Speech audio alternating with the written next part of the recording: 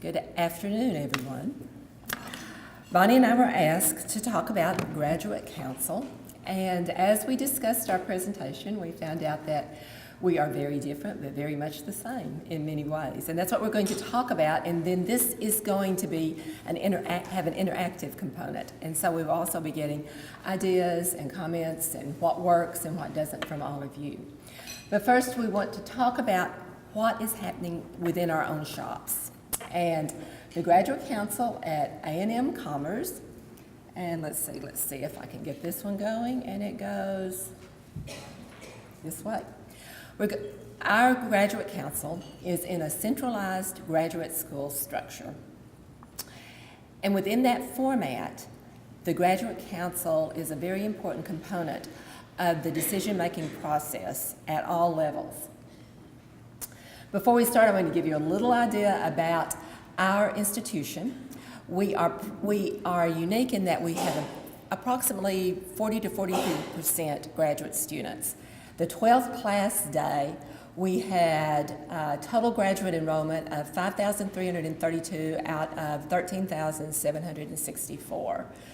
With that, 649 students at the doc level and 4,683 at the master's or specialist level. We have 81 bachelor's, 40 master's and specialist degrees, 6 doctoral, and 15 specialists. And note to my administrative assistant that those numbers should not have been in black. So there we go, it's hard to see. Within the context, I want to give you a little bit of idea about what in the centralized structure our graduate school is involved in. We collaborate extensively with marketing and recruitment. And then at the application phase, the student is basically given to us. And within that context, we work with vetting the student as far as the floor for admission to graduate school, and then collecting all of the documents that each graduate program requires. As you know, graduate students apply to a program, and everyone has different admission requirements in addition to the minimum graduate school. And so we work within that, send it to the departments when that is complete and vetted, and then the department recommends admission or not, and then we actually send out the admission letter. We work with advisement via DegreeWorks. We also, where all of the programs come through for curriculum improvement. We track enrollment, we work with them through retention, and then we are also do all of the graduation checkout in collaboration with all of the departments, with all of the programs. So we say we deal with the graduate students from cradle to grave. So within that context, our staff is constantly working with all of the programs. We have a graduate dean, an associate graduate dean, an executive assistant, a communications specialist is our front person. We actually have a data analyst and visualizer, because daily we send out reports on applied, admitted, enrolled, where they are in the process, the comparisons to the year before. We have, if they are in program review, how long they've been in program review. Those go out to all of the administrators, and then also to all of the program directors, the departments, to all of the deans. We basically say that we can track the students, what they've had for breakfast, our applicants. We have a doctoral and special programs coordinator. We have one position that works directly with marketing and recruiters. We have graduate program specialists which deal with the catalog, with all of academic action, with all of the curriculum changes, all the curriculum programs. Anytime a program wants to change the requirements or change its a new program, they work with us. Then we have graduate student services coordinators, which actually deal with applications and admissions, and then a senior degree audit specialist. That person actually is a part-time that works with DegreeWorks and getting everything up and going at the graduate level, which has been an adventure in itself. And then we also have a dissertation thesis specialist and an assistant graduate dean director of thesis and dissertation services. Now, the reason I'm showing all of that is because the Graduate Council has direct input in all of that. We have a Graduate Council University Procedures. So if you wanted to see all the workings, just go to our website, pull up Graduate Council, and this is pulled from it, from that specific procedure.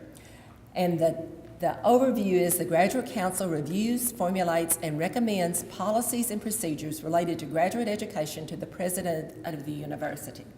We have been fortunate, I think, in that it is beyond a recommendation.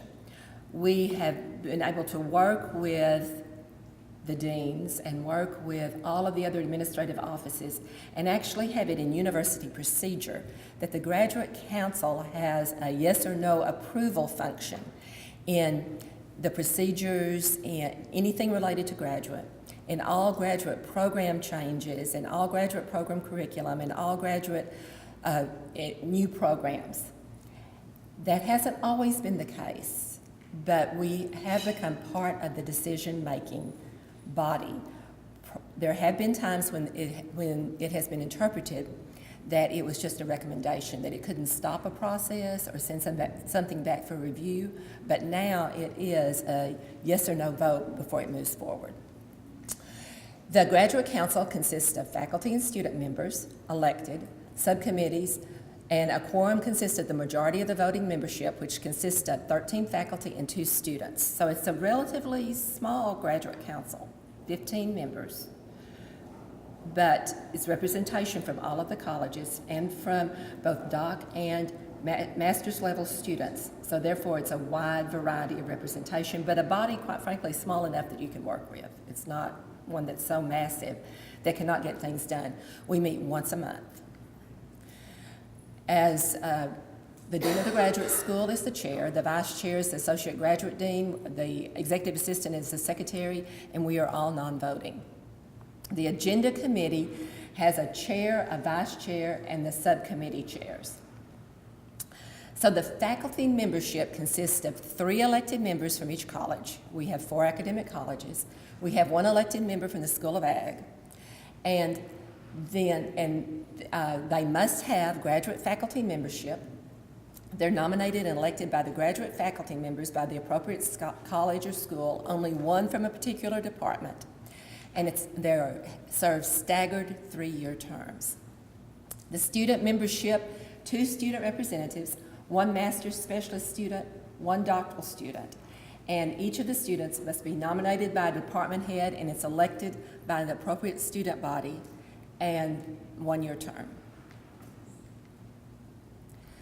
So we have 3 subcommittees that constitute the Agenda Committee. The Agenda Committee meets 2 weeks before the Graduate Council meeting, and the chair of the Administration Committee, the Curriculum Committee, the chair of the Curriculum Committee, and the chair of the Graduate Faculty Committee, along with the Graduate Dean and the Associate Graduate Dean, form the agenda for the next Graduate Council meeting. Things can be placed on the Graduate Council agenda. It can be sent forward by a Graduate Council member, by a faculty member, by an administrator, by anyone. But in order to be placed on the agenda, it has to be reviewed by the Agenda Committee, which is faculty-driven. Now, I will say we haven't stopped anything from being on the agenda, because that is the best way to cause a conflict if it looks like it's a closed agenda. But they review it, and they also suggest guest speakers if we now have a new interim provost, and they want that person to come to the next Graduate Council meeting. The Administration Committee deals with new revised admission requirements or new or revised university procedures. At our institution, in order for new admission requirements for a particular program to become effective, they go from the individual program, passed by the department, by the academic college, and if a Graduate Council approves the new admission requirements for a particular program, they go into effect immediately. And we change the website and disperse the information. Curriculum committee reviews all new or revised courses, all new or revised programs, including if something goes online, a new site, anything along that line. One of the things that has worked effectively is that within grad school, we vet everything you saw some of our staff members who work with the graduate catalog. We work with IE, we work with our SACS coordinator to make sure that anything is vetted before it goes to the graduate council. Prior to that, all of these have gone through the programs, through the department, through the academic college, through faculty senate, then to graduate council for approval. And I would love to say that we never find anything that isn't aligned with SACS or with IE or with coordinating board requirements, but we do. And so we will then take it to the grad council, to the curriculum committee, explain the situation, and then they will send it back to the program to make the revisions that allow it to be right, allow it to correspond with all of the external requirements. Graduate Faculty Committee reviews graduate faculty membership. Graduate faculty membership is good for 6 years. There's a 6-year review, and if you're a graduate faculty member, you may chair dissertations. You may obviously teach graduate courses, but the chairing, you cannot chair a dissertation or a thesis unless you have graduate faculty membership. And a level of scholarly activity is required for that. Someone can have temporary graduate faculty status to teach courses that requires the terminal degree. That is decided at the graduate school. But graduate faculty membership must be reviewed by the committee, and all of these things must be voted and receive an approval from graduate council. The subcommittee composition consists of one member of the graduate council from each college or school, and the committee chairs and members are appointed by the graduate dean in consultation with the associate graduate dean. And there's a student representative for each committee except for graduate faculty, because that looks at faculty credentials, research, and it's an up or down vote, a yes or no for graduate faculty membership. And so they excuse themselves or during those votes and discussion. Pros, cons, and issues. That's one of the things that Bonnie and I said that we would discuss briefly, and then of course open the floor to you. The pros, and as we talk about this is both, it's an overarching pro, con, and issue. It's graduate council within a centralized graduate school structure. So one of the things, it's an efficient use of resources, but because having the representation from the various schools, from the various colleges and schools in one body is very efficient. The decisions are centralized, they move into implementation rapidly. We also, in that way, have centralized records, database tracking of what's going on in graduate enrollment, in graduate admission requirements, in graduate procedures, all of those types of things. And those decisions can be tracked back to the graduate council. Now, once a decision is made on everything other than graduate admissions, it still has to go forward. It goes to Dean's Council, then the President's Advisory Council, and of course external approvals go off campus. But we are able to keep track of that process, and there's one place that faculty feel like they can come, or administrators or program directors, to see the status. The con is it's an extremely high level of responsibility, because you are considered the go-to office for everything graduate, for where decisions are, for if something makes it through graduate council, it's expected that it will be correct. And within that context, you also, and all of you in a centralized structure know what I'm talking about here, you have tremendous responsibility, but you do not have an academic area direct report where you can go back and say, this needs to be fixed right now. Or you have to work with communication, collaboration, advocacy, and institutionalization of processes and procedures.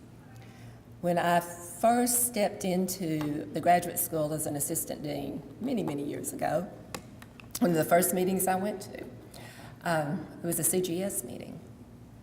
And that was a primary point of discussion, was that regardless of whether you're centralized or decentralized, in the graduate school, that's always a tension, that you have tremendous responsibility, but your authority comes from advocacy of other areas, communication, collaboration, working within the context of we're doing this because we're all in this together, and this is what's best for everyone. Anytime it's viewed as an area of just compliance, that's when grad school can be viewed as a roadblock. Graduate council is an integral component of helping us dispense even the thought of that, because the decisions, the discussions go through our graduate council first, and the decisions then are backed by them. That also includes other things for other areas of communication. We set up a doctoral coordinators council. Graduate council said go for it. I meet monthly with all of the doctoral coordinators, and we take everything through them, and then we go to grad council and say this is what the doc coordinators want. Interestingly enough, our master's program coordinators are now asking for the same thing, but there are just so many of them. We're trying to figure out how to do that. So that's a brief overview of grad council in a centralized graduate school structure. Bonnie.